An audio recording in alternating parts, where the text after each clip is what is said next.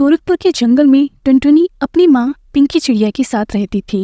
एक दिन सुबह सुबह पिंकी चिड़िया टुनटुनी से बोलती है, टूनी, ओ टूनी, जाग, सुबह हो गई, लेट हो जाएगी, स्कूल नहीं जाना है क्या?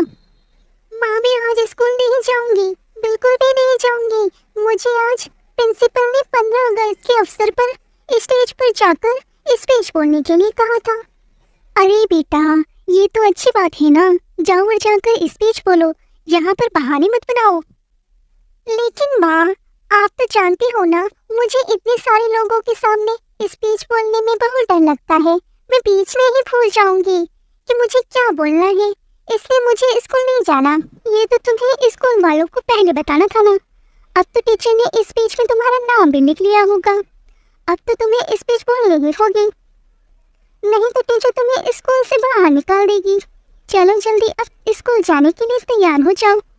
जब टुनटुनी स्कूल जाने के लिए तैयार नहीं होती तब उसकी माँ जबरदस्ती अपने साथ स्कूल ले जाती है। स्वतंत्रता दिवस की पूरी तैयारी चल रही थी। वहाँ पहुंचकर टुनी सोचने लगती है, अब स्पीच बोलने के लिए मेरी ही बारी आने वाली है। हे भगवान, अब तो ही मेरी रक्षा कर। टुनटुनी चिड़िया आकर अपनी स्पीच दे और हमारे स्कूल को बताइए कि हमारे देश को आज़ादी कैसे मिली। तभी सब वहाँ टुनटुनी को घूरने लगते हैं। टुनटुनी डर के मारे स्टेज पर नहीं जा रही थी। तभी उसकी माँ कहती है, टुनटुनी बेटा, जाओ जाओ बेटा जाओ, तुम्हें स्टेज पर जाना ही पड़ेगा, तुम घबराओ मत, मैं हूं ना यहाँ। तभी टुनटुनी स्टेज पर चली जाती है। वो स्टेज पर जाते ही इतने लोगों को देखती है तो वो डर जाती है, इसलिए वो भूल जाती है कि उसे क्या स्पीच बोलनी है, इसलिए वहाँ सन्नाटा छा जाता है। हे भगवान, मुझे क्या बोलना था, मैं तो भूल गई हूँ, अब मैं क्या करूँ? मैं ऐसा करती हूँ कि देशभक्ति गीत गा लेती हूँ। मेरे वतन के लोगों, जरा आँख में भर लो पानी, जो शहीद है उनकी जरा याद करो कुर्बानी। टुनटुनी के गीत की बहुत तारीफ की गई। तभी टुनटुनी स्टेज से अपनी माँ के पास जाने लगी थी।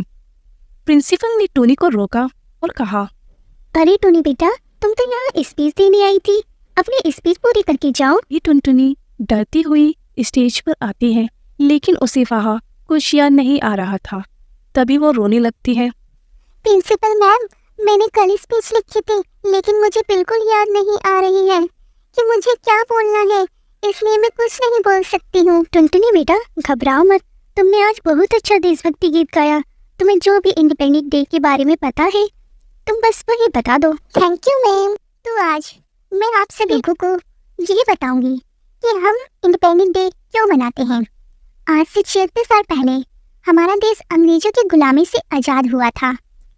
इससे पहले हमारे देश में अंग्रेजों की सरकार बनी हुआ करती थी, लेकिन अब हमारे देश में अब खुद की सरकार बनती है, इसलिए हम हर साल 15 अगस्त को आज़ादी की खुशी बनाते हैं।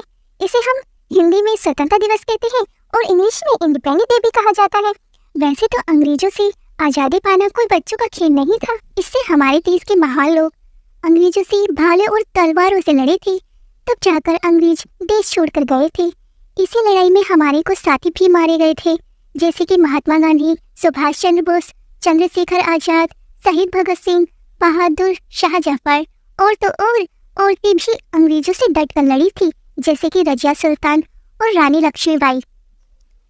उन्होंने देश की शान को कभी गिरने नहीं दिया। एक बार रानी लक्ष्मीबाई का बच्चा उनकी कमर से बंधा हुआ था, तब भी उन्होंने अपने महल के ऊपर कई अंग्रेजों को तलवार से मार डाला। तभी बहुत सारे अंग्रेजों ने उन्हें घेर लिया और उन्हें मारने ही वाले थे। तभी रानी लक्ष्मीबाई अपने बच्चे को लेकर महल से कूद गई थी। उनकी इस बहादुरी पर 2 लाइन कहना चाहती हूँ।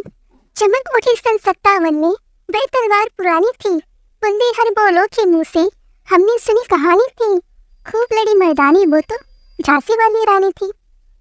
टुनटुनी की स्पीच की सबने तारीफ की और खूब तालियां बजाई। टुनटुनी को अपनी स्पीच के लिए ट्रॉफी भी मिल गई। पिंकी चिड़िया टुनटुनी को खुश देखकर बहुत खुश हुई। इसलिए बोलते हैं, बच्चों कभी हार नहीं माननी चाहिए, क्योंकि डर के आगे जीत है।